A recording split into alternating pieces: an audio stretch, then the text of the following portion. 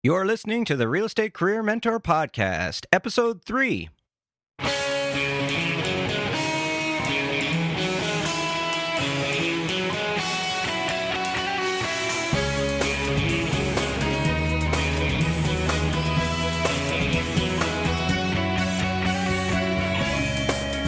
Hey everyone, and welcome once again to the Real Estate Career Mentor Podcast. I'm Marty Green, and I'm here to deliver valuable information to you each and every session to help you with your real estate business. It doesn't matter if you're a new agent or you've been at it for a while, there's always something we can do to improve ourselves in our real estate career. Today I'm excited to be talking about brokerages and what to look for when you're choosing a brokerage. And in the quick tip, I've got an application that'll help you scheduling your Twitter feed and your Facebook feed. So let's get at it, shall we?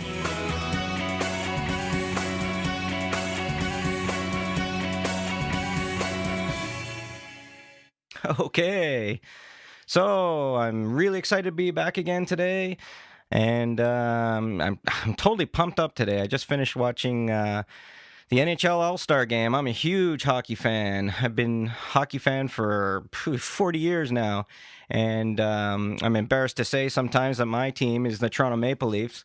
But in the NHL All-Star Game, my team won, Team Chara over Team Alfredson. I'm really pumped up about that. And it's good to see some Leafs on my team. And when I was growing up, when I was a little kid, my dad gave me my first poster, which was a Boston Bruins poster with Phil Esposito and Bobby Orr.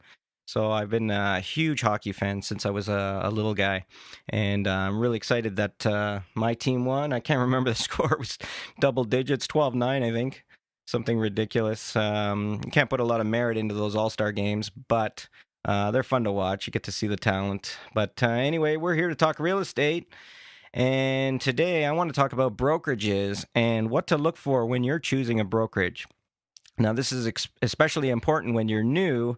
There's certain things you want to be considering when you're choosing a brokerage. Getting into this is where you're going to hang your hat, so to speak. So now that you've passed your courses and you've taken your exams, now you need to sign up with a brokerage so you can start selling real estate.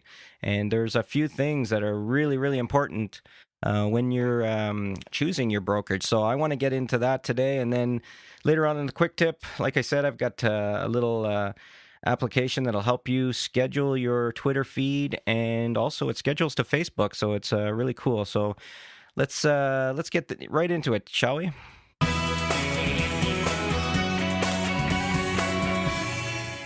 All right. So brokerages, when you're signing up for a brokerage, what are you looking for? Now, I've met a lot of people over the years that honestly they haven't considered it very well, or they haven't put much thought into it. They thought, you know what, I just want to get going. I'm new, or I've made a little bit of experience. I'm just going to sign up with any brokerage close to my house, and off I go. And that may not be such a wise idea. Now, there are a lot of things that the brokerage provides for you. It's not just you, in this business all alone. The brokerage is there. Obviously, they have people to answer the phone. They have all the equipment, office equipment. Maybe you're going to have an office within the office. So maybe you're going to have a place that you can come to every day. Maybe not. Maybe you're going to just work out of an open area, a common area, or just use a closing room. But the brokerage provides many, many things that you need to support you in your real estate career. But I want to get into certain things that you should be looking for anytime you're switching brokerages, or you're just getting into it and you're researching it. Maybe you haven't finished your courses yet, but this is something you can think about. You want to start interviewing different places and finding out about their brokerage. But I have three big things that I always tell people to look for first when they're choosing a brokerage. And the first thing that I always mention, and people, you might be surprised by this, but it's the brand. The brand to me is first and foremost. This is the hat you are going to put on when you get into real estate. So you want to choose very wisely when picking a brokerage. Now, you don't necessarily want to, choose the most popular brand, or maybe you do want to choose a popular brand, and we're going to get into that Is it a wise decision to choose something that's very well known, or is it maybe there's other things that you want to consider for your area? Maybe there's a brokerage in your town that it has dominant market share, and that's something to consider. But in my opinion, branding first and foremost, and here's what I think about that. The brand name is top of mind recall for your product, your service. Your service is helping people sell real estate, and you want something that's recognizable. Recognizable. Now, this may be different in different areas all across Canada and the U.S. or wherever you are in the world. You may be thinking about a brokerage that has dominant market share in your area, but it may not be a worldwide, global recognized brand name, and that's fine. If you're comfortable with that brand name because it is so well known in your area. Now, I've managed many offices, and one time I was managing an office, and in that little town, there was an unknown to me. I didn't even know when I had transferred there that there was a brokerage that had a dominant market share. I had never heard of this brokerage or this brand name before, and it had done very well over the years. But there are certain reasons why you may want to consider a more recognizable brand name in today's market. And that all has to do with technology and the sharing of information, what we call the internet. Now, the world is in a bad way economically, and people are doing searches because, if you're thinking about purchasing in the U.S. because the housing prices at this time are quite low, especially for Canadians. Canadians are looking to the U.S. to purchase property, especially in the southern states where it's nice and warm, because I'm freezing my butt off here in Canada right now. But it would be nice to have a place that I could go to in the wintertime and stay warm and be right on the ocean. So, there's places that, up in Canada, we're looking to the U.S., but now, with the global economy being so poor, a lot of people are looking towards Canada because our banking system has saved us from the massive recession that's hit globally. We haven't. We haven't suffered as bad. I'm not saying we haven't suffered at all. We have. Unemployment is definitely up, but overall, we're holding steady because of our banks. Our banks were very conservative, and they were looked at like less than 3 years ago or 4 years ago, not a good banking system. But once the U.S. Sunk a little bit into recession, and then the European markets have followed, Canada is looked at as one of the best banking systems in the world. Ranked number one or number two, and that's we have a lot of checks and balances in this country, and that sets Canada up for one of the best places to purchase, especially investment properties. So there's a lot of wealthy people around the world, and they're looking for a place to move their money, and real estate is a really good vehicle for that. So now they can purchase properties in Canada, all across Canada, and they know it's going to be a fairly safe investment. Now, when you think about it, what are you going to type into Google to search in Canada for homes? So what people are doing is, homes in Toronto, or properties for sale in Vancouver or British Columbia or Ontario, or Nova Scotia. So when they type in these things, what brand comes up? Now, this is how it pertains to you as the realtor. You want a strong brand. Now, that example I gave before where I managed a brokerage in a small town, we did not have dominant market share, but the brand I just happen to work for Remax, and Remax in Canada has dominant market share. Now, the reason I chose that is because of these factors. So people are typing searches into Google on the internet from around the world. That's going to be a top of mind brand name recognition. There are very few brand names that are globally recognized. Obviously, Remax, definitely a globally recognized brand name. Century 21 had huge market share way back in the 80s, still very strong. A lot of salespeople on their force. So these are the brand names that you want to consider. In Canada, Royal LePage is a big brand name, but it is not heard of much outside of Canada. So that's something to think about. Obviously, in the States, you have other big names, Prudential, Coldwell Banker, these kinds of places. They may be a good opportunity. So you have to think about the brand name, not only just in your market, but you definitely want to consider how does it pertain because of the sharing of information around the world through the internet. This is something that you really want to think about. We want top of mind recall.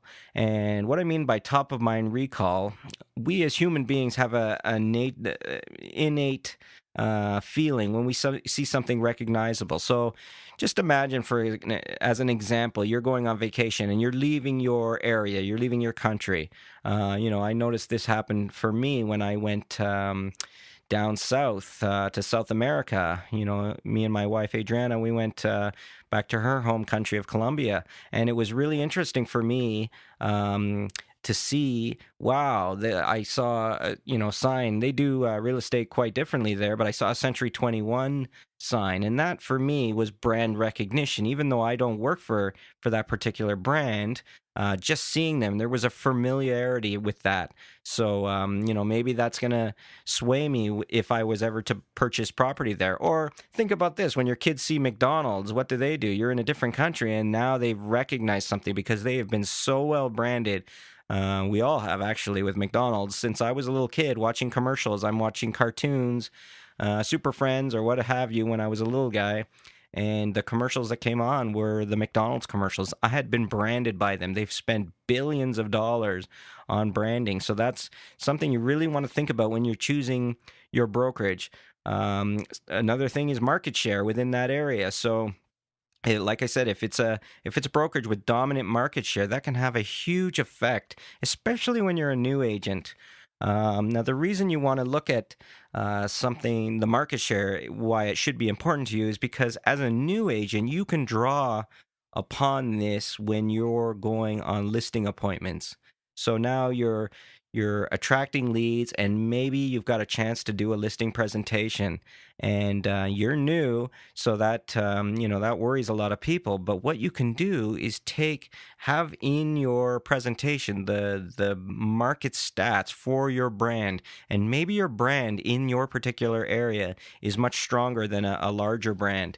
That's a global brand. So that's where that can be used as an advantage. So having market share stats in your listing presentation, especially as a new agent, when you're not as confident selling your services and your skills are not there yet, that would be a really good example of using the brand's market share for you. So those are two big things that you want to consider. And remember, it's about familiarity with the brand name. So if you're going in there representing a company that very few people have heard of, you're really behind the eight ball because there's no brand familiarity. You're going to have to be a very, very strong agent, going in and selling your services and downplaying the bigger brands and what they bring to the table, because human nature, like I said, with McDonald's and the familiarity and the top of mind recall, there's trust built in. So if I'm going somewhere else and I'm in a pinch and I need to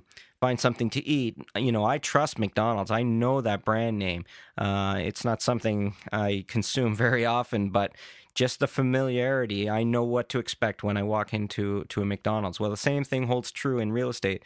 People, if Century 21 is looked at as a good brand where you live, when you go on vacation, you look at that as well and you say, wow, there's familiarity there. I probably would work with that company, or Remax or something, whatever the brand name is. But that familiarity is something you really want to keep in mind. So using the market share stats, really powerful for a new agent. And also lead generation. That's, like I say to a lot of people, you're getting into real estate. Okay, you take off your real estate hat and you put on your lead generation hat, because that is your number one job now that you're in real estate. I know you're going to be looking for people to help them move, but really lead generation has to be top of mind.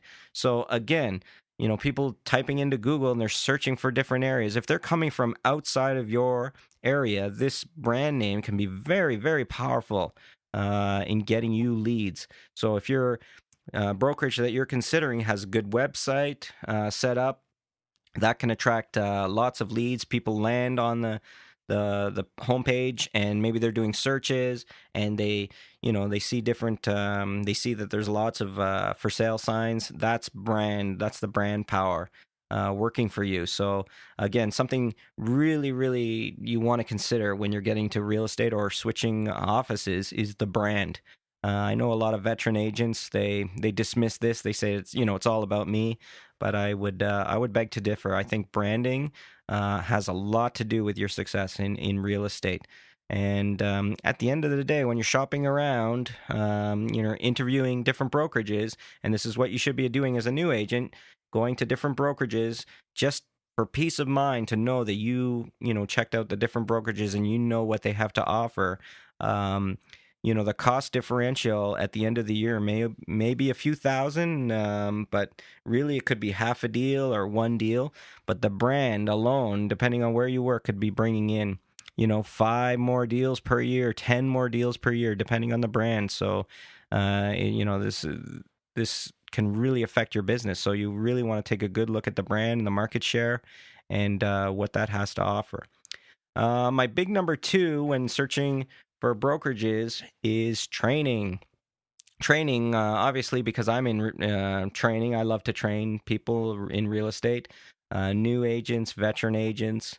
Um, Very, very important to your success in real estate. Obviously, there's right now, we're in this huge shift globally because of the technology and the passing of information so freely. There's so many things coming down the pipeline, new iPhones and Blackberries and Android devices with all these amazing applications.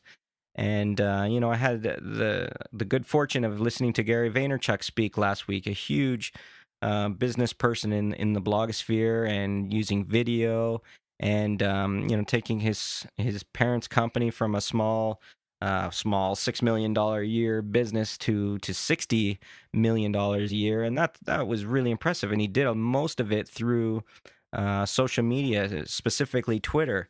And with this huge shift on and the way people communicate, you need to be up on this. You've got teenagers now that all they do is text, and all they do is they're on Facebook and they're on Twitter. And if you're a realtor and you're not learning these skills, you are going to be left behind. You're going to be losing out on opportunities because the people that you have done deals with in the past, their children are coming along and now they're ready to buy, and they can't find your website or they can't get a hold of you on Twitter because you don't have the skills. You haven't been trained or you haven't been going to training.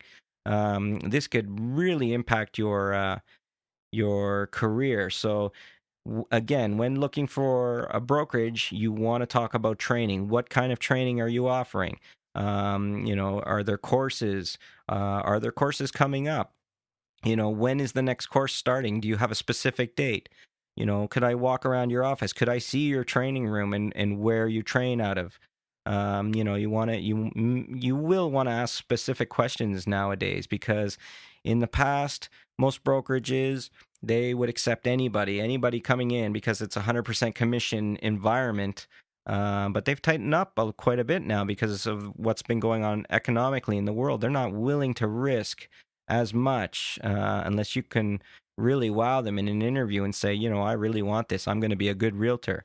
So same thing, there's costs involved for them taking you on. If you don't sell anything, they're going to incur costs. And, this gets passed on to the agent. But the training is really, really important. So they're asking you questions, you're asking them questions. You want to see when's your next training course? What kind of training do you offer? Do you have a mentorship program? Is there somebody, if you feel like for your first deal, you would like, you need your hand held a little bit more, or you would like that opportunity, is that available?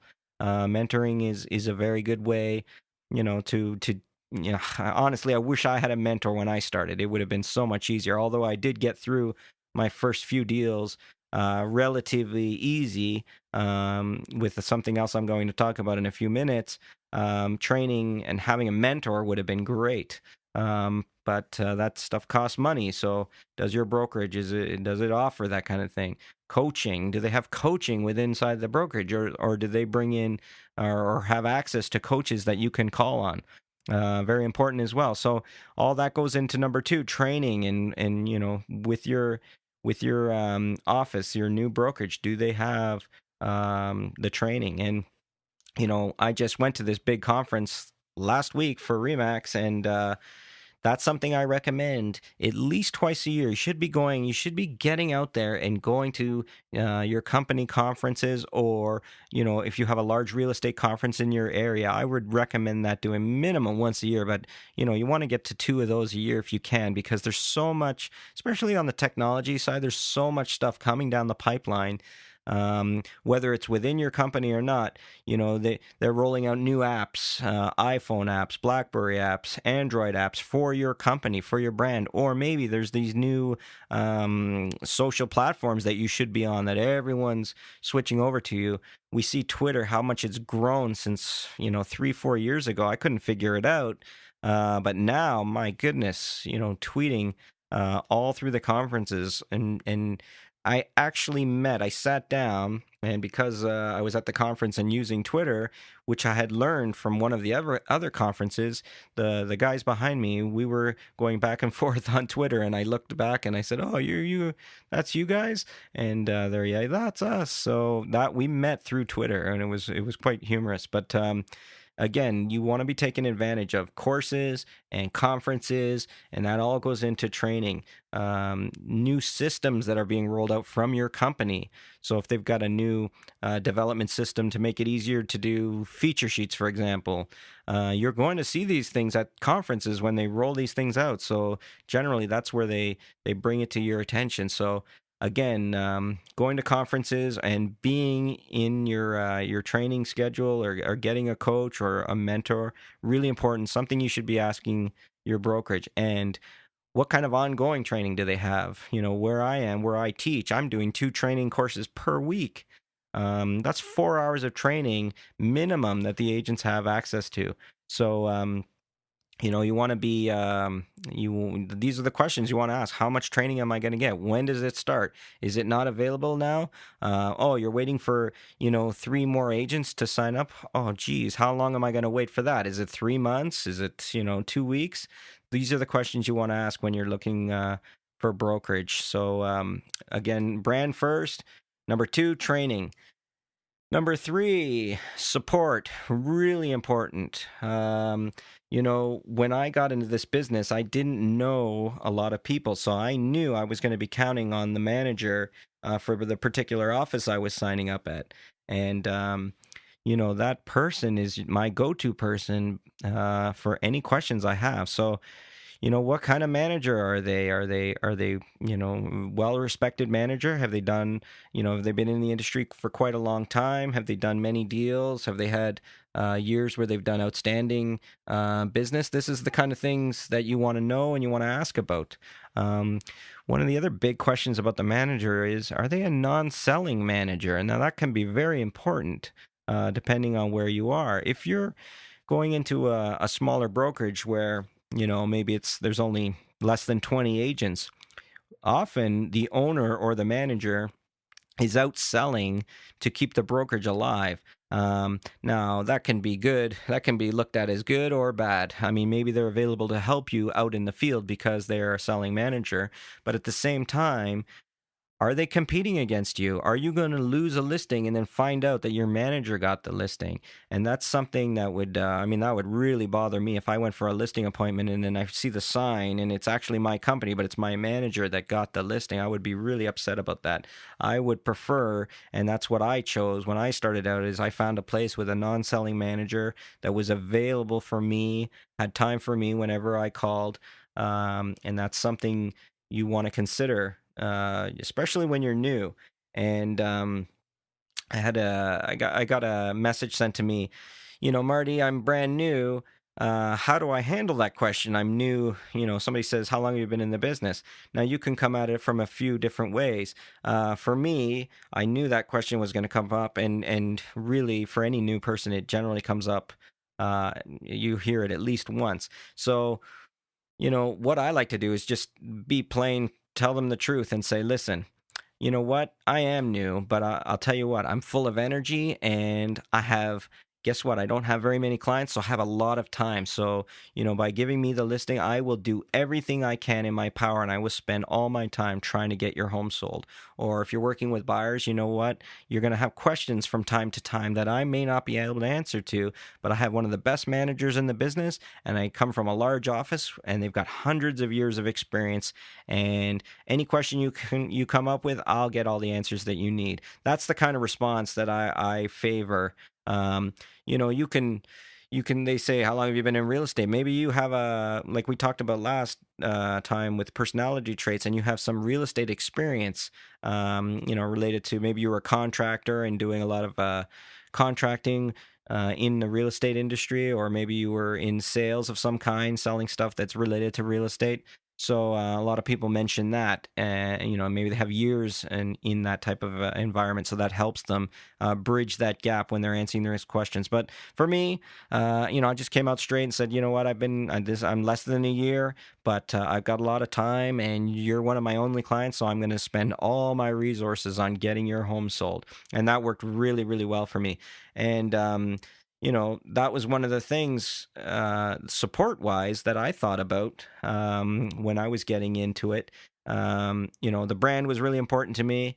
Training was very important to me, but the support, uh, I chose a large brokerage. And the reason I did that is because, like I mentioned to you before, if you're going with a smaller brokerage and first of all, your manager's competing with you, but I came from a technology background. I had a lot of information that I could share with people on technology.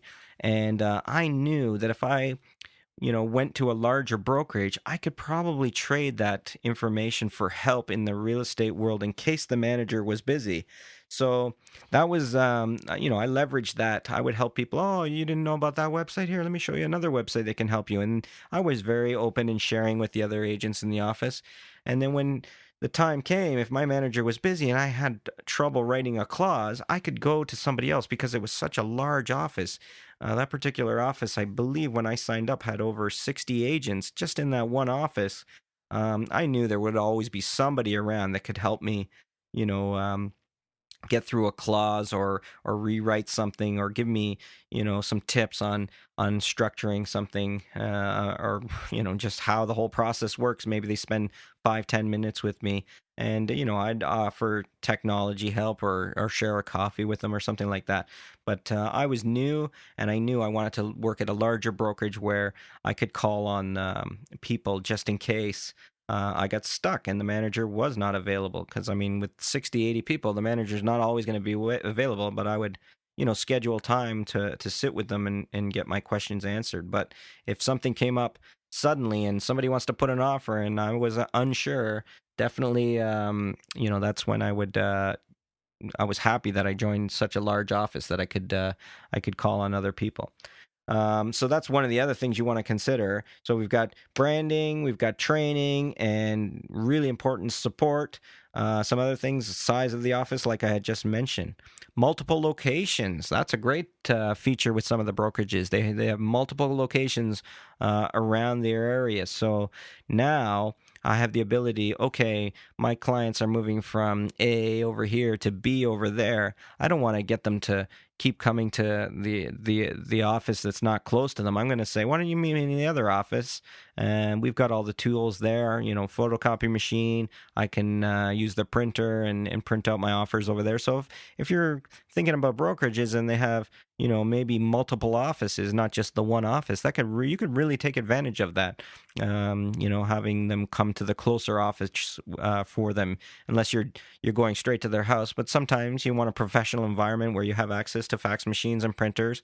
Have them come into the office. If you got multiple locations, it just makes it easier. Something else that you want to consider is floor time or duty time. And what that is generally the people that are answering the phones for the brokerage are not able to give advice, or they can give basic information, but they really can't give a lot of information as to pricing and stuff like that because of privacy laws. So what has to happen is you need to have a licensed salesperson in the office at any given time. And the way they do that is they take the amount of agents and they break it down into a schedule where somebody needs to be in the office at any given time. So in case somebody walks in off the street or a phone call comes in and somebody wants information on real estate, there's somebody in the office at all times to handle those calls, and that's usually called the duty agent. So, you may be scheduled 3 times a month, 5 times a month, 10 times a month, depending on the size of your office, to work the floor time or the duty schedule. And this is a great opportunity to get leads. Anybody that walks in off the street generally or phones the office, that could be your lead. So you want to be in the office for those times, but you don't want to be in the office just sitting there playing solitaire on the computer. You want to be doing activities that help your lead generation. Remember at the beginning, I said you take off your real estate hat and you put on your lead generation hat, because that really is the business that you're in. So multiple offices, floor times. What are the hours of the office? Some of these smaller brokerages, I notice they're not always open all weekend, or maybe their hours, they're only open till 5 or 6 p.m. When a lot of the showings are going, 7, 8, 9 o'clock at night. That could be important to you. Maybe you want, depending on technology now, it makes it so easy. You don't necessarily have to have an office that's open late, but it is nice when the office is open till 9 o'clock, and you're showing houses, and they say, you know what, let's put on an offer. Okay, why don't you come back to my office? It's still open. Let's do up the offer, and that could be important to some people. The hours of the office. Technology is another big one that I'd be looking for when I meet with a brokerage. Okay, what kind of website do you have set up? Could I take a look at it? I'll probably do my homework ahead of time and search that out ahead of time and make sure. How does their paging system work? How does the overnight? How are leads or calls handled overnight? Do they have an overnight system that will page me out past 9 o'clock when the office closes? Do you have something in place like that? Those are really important things.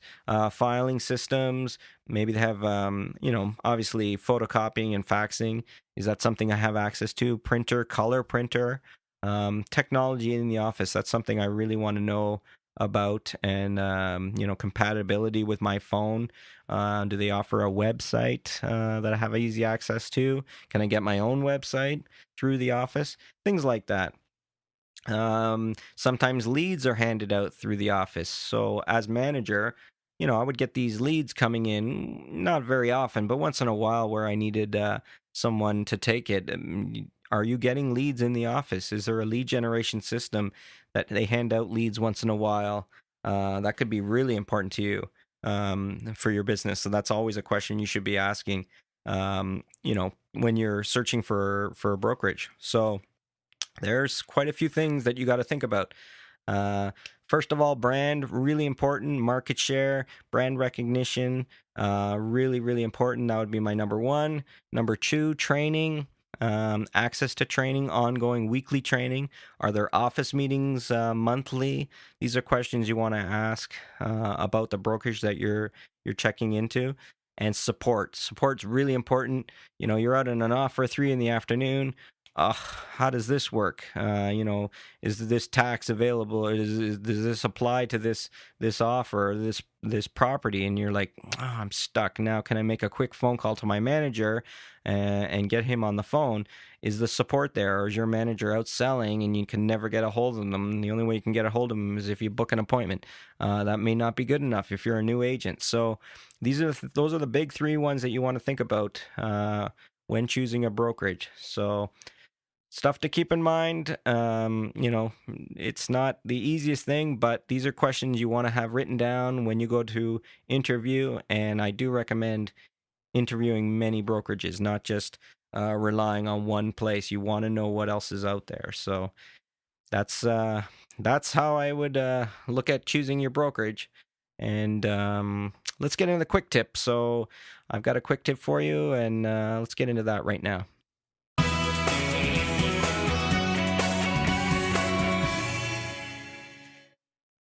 Okay, quick tip. Today's quick tip I've been using, I would say for 6 months now, and I'm really pleased with it. And it's called Buffer App. And you can go to bufferapp.com, BUFFERAPP.com.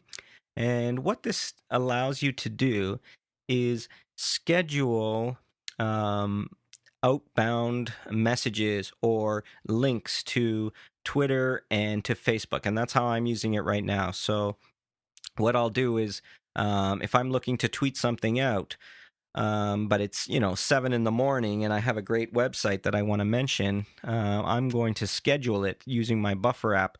I go into Buffer app, I've signed up, I have an account, and it'll pop up on the screen. And I can I can type in my tweet and add my link. And the schedule, I have it scheduled 4 times a day to go out. And I can either send it just to Twitter or Facebook or both. And it's a really great app for scheduling. So I'm always looking like I'm on these social platforms. I may have a really, really busy day, but I know if I've gone into the Buffer and I've filled it up with scheduled tweets, they will go out during the day. Like I said, I have it scheduled 4 times a day. Once in the morning, one time around 11, and 2 in the afternoon, and then 5 o'clock at night. And I can set it up for as many as I want to go out. And it's just a really good way to be on those social platforms and not have to worry about it. I'm working with, I'm taking a listing appointment and I'm going to a presentation. And I may be there for 2 hours. I don't have time to jump on my phone and send out tweets. So it's something. It's a really great app for that. You can go in and schedule tweets. The beauty about it is if you're stuck for things to say, they have a button there that it's like an inspiration button here, and they'll give you examples of things to say. Really great quotes from great speakers and authors over the years. Henry Ford. I've seen things from him and Zig Ziglar and stuff like that. So you can hit that button, it'll give you a suggestion, and you can tweet that out just to keep it going. Just so you're looking like you're always in the space and you're always on those social platforms. Really, really important for your business. Like I said, you could over time come across people that want to talk to you, and they want to find you on those social platforms. So Buffer app gives you an opportunity to have it automatically scheduled and go out. And that's really it for today. Those are the things I wanted to talk about. What I'd like to do now is quickly give a shout out to the Stuart Sinclair team from Remax West. They're based out of Bolton and Caledon in Ontario, and they gave me a 5-star review on iTunes, which I really, really appreciate. If you'd like to give a 5-star review on iTunes, you can go to iTunes, type in Real Estate Career, and then click on podcasts, and I'll come up near the top there.